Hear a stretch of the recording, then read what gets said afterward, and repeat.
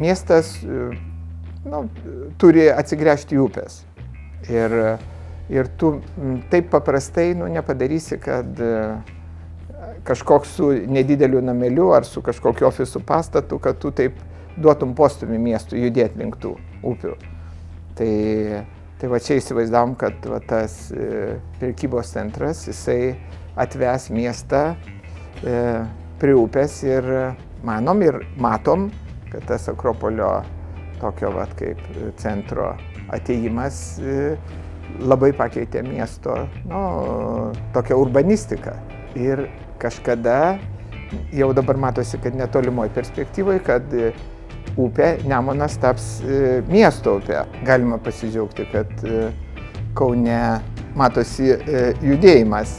Tai yra irgi labai nemažai judėjimas ir viltis, kad keisis Kaunas. Tai čia yra labai daug, nes galbūt prieš tai daugelį metų buvo toks truputį gal apmusėjęs ir toks kaip buvo šiek tiek, ne pelkėj, bet tokioj buvo statiškai labai būsenai. Matom, kad sutvarkyta gatvių daug, kada aš, pavyzdžiui, važiuoju į Žaliakalnio turgų ir anksčiau būdavau duobėse, vis kraitydavosi, dabar pervažiuoju normaliom gatvėm.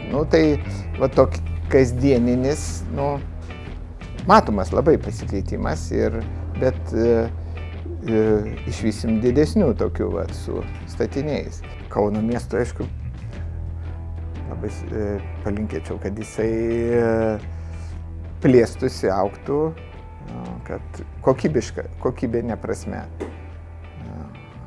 kad būtų įgyvendinti visi šitie planai, kurie yra, apie kuriuos kalbame.